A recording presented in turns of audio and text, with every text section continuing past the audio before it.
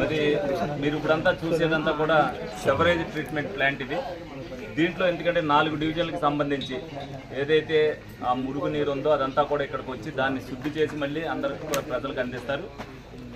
ఈ ప్లాంట్ బాగా విశిష్టత చెందుకుంది. దీన్ని తెలుగుదేశం పార్టీ హయాంలో దీన్ని ప్రారంభించడం జరిగింది. నిధుల కొరత వల్ల దీన్ని బాగా తగ్గించి ఏదైతే 25 కిలోమీటర్లకి చేయాల్సింది ఉన్నదో ఇప్పుడు 16 కిలోమీటర్లకి చేశారని చెప్తున్నారు. సమానమే 35 కిలోమీటర్లు చేస్తే 6 డివిజన్లకు సంబంధించిన వేస్టేజ్ వాటర్ అంతా కూడా ఇక్కడ రావడం జరుగుతుంది. దానివల్ల ఉపయోగం పడుతుంది. ఇప్పుడు దీన్ని ఏదైతే రేట్లు పెరిగి జీఎస్టీ కూడా పెరగడం వల్ల 16 కిలోమీటర్లు చేయడం జరుగుతుందని చెప్తున్నారు. దీనివల్ల ప్రజలకు ఉపయోగపడుతుంది. మురుగంతా కూడా బయటకు వచ్చేస్తే మంచినీళ్ళు సదుపాయం కూడా వాళ్ళందరికీ కూడా జరుగుతుంది. దీని మీద శ్రద్ధ పెట్టుకోకుండా వాళ్ళు ఇందాక ఎలాగైతే వైసీపీ ఆఫీసులు కట్టుకోవడానికి వాళ్ళ స్థలాలు పెట్టుకోవడానికి పెట్టారో ప్రజలకు ఉపయోగపడేటట్టుగా దీన్ని చేస్తే ఉపయోగపడేటట్టుగా ఉండేది. దీనికి సంబంధించి కూడా వాళ్ళు బిల్స్ పెండింగ్ ఉన్నాయంటారు. ఒక 4 కిలోమీటర్ల వరకు వర్క్ చేయలేదని చెప్తున్నారు. తప్పనిసరిగా దీన్ని ఇమీడియట్గా ఆచరణలోకి తీసుకొచ్చేటట్టుగా మేము తెలుగుదేశం పార్టీ హయాంలో ఏదైతే ఉన్నదో అది ప్రారంభించాం. మళ్ళీ ఇప్పుడు కూడా దాన్ని పునాది ఏదైతే వేసామో దాన్ని ప్రారంభించడానికి కూడా చర్య తీసుకుంటాం. రాబోయే నెలల్లోనే ఈ ప్లాంట్ దీంట్లోకి వచ్చేటట్టుగా చేయడం జరుగుతుంది. ప్రజలందరూ కూడా ఉపయోగపడుతుంది.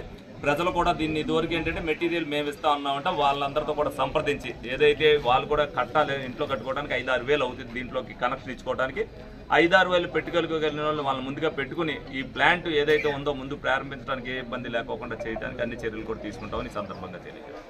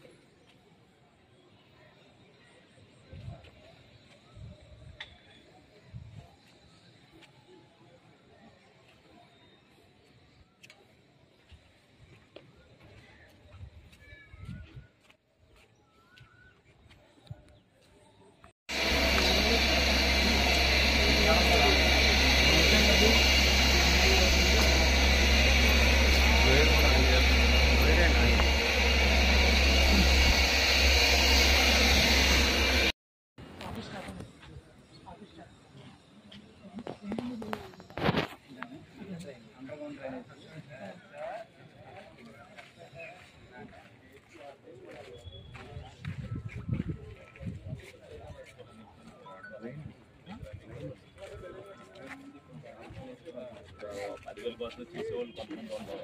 బిల్డింగ్ 3 ఫ్లోర్లు అపార్ట్మెంట్ ఉందంటే వాళ్ళు ఏం చేస్తుంటారు గవర్నమెంట్లో స్టార్ట్ అయింది.